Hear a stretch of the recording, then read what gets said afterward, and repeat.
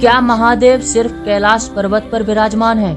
ऐसी कौन सी शक्ति है उस पर्वत पर जो पर्वतारोहियों को पत्थर में बदल देती है? दूसरा कौन सा पर्वत है जो कैलाश पर्वत के समान रहस्यमय और अलौकिक शक्तियों का केंद्र है?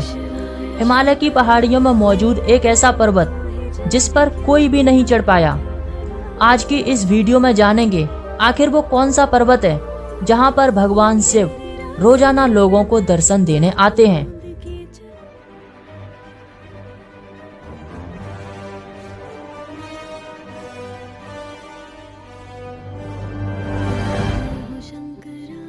कैलाश पर्वत जो इस दुनिया का सबसे बड़ा रहस्य है।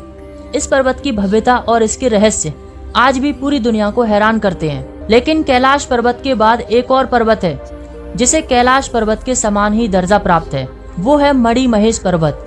ये कैलाश पर्वत के बाद दूसरा कैलाश पर्वत है जहाँ पर भगवान शिव निवास करते हैं।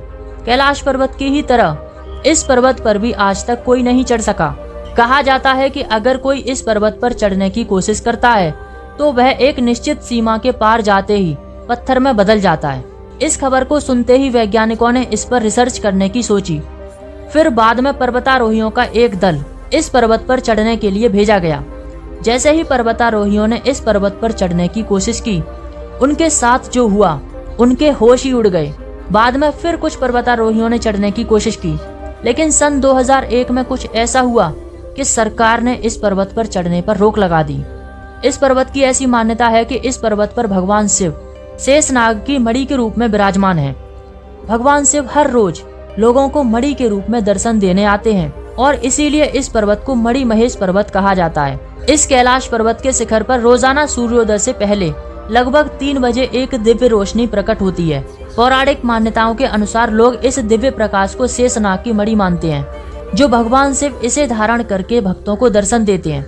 जब ये प्रकाश दिखाई देता है तब इसकी किरणों से पूरा आसमान नीला हो जाता है, जिसे लोग देखते ही नतमस्तक हो जाते हैं। आखिर ये प्रकाश कहाँ से आता है? इस पर्वत पर क्यों नहीं कोई चढ़ पाया? इसका रहस्य आज तक कोई नहीं सुलझा पाया। हिमाचल प्रदेश के बर्फीले पहाड़ों में समुद्र से 18,000 फीट की ऊंचाई पर मौजूद वैदिक काल में उस जगह को मणिमहेश कहा गया। इस पर्वत पर महादेव का एक ऐसा रूप प्रकट होता है जिसे देखकर आंखों पर यकीन नहीं होता। पहली नजर में देखने से ये लगता है कि ये चकाचौंध रोशनी सूरज की हो सकती है, लेकिन ऐसा नहीं है। सूरज उस मणि से ठीक विपरीत दिखाई देता है। यानी उस पर्वत पर एक ही वक्त पर 2 रोशनियां दिखाई देती हैं। पहली सूर्य की और दूसरी महादेव के मणि रूप की, जो भगवान शिव की वासुकी नाग की है। उस मणि की चमक इतनी तेज होती है कि कुछ सेकंड से ज्यादा देख पाना भी मुश्किल होता है।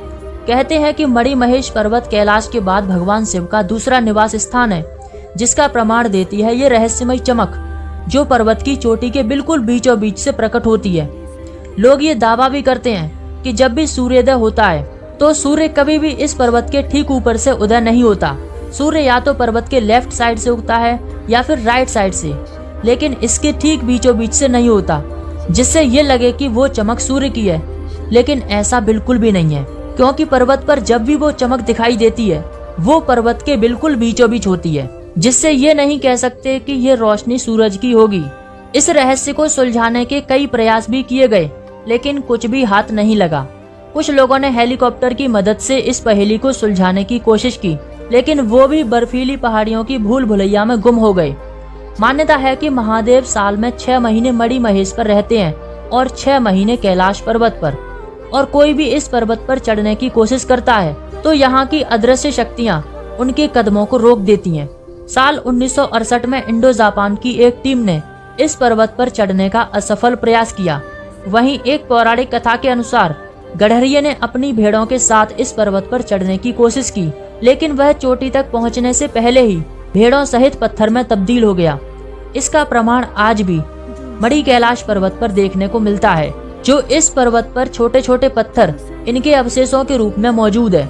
इसके बाद भी कई पर्वतारोहियों ने इस पर्वत पर चढ़ने की नाकाम कोशिश की।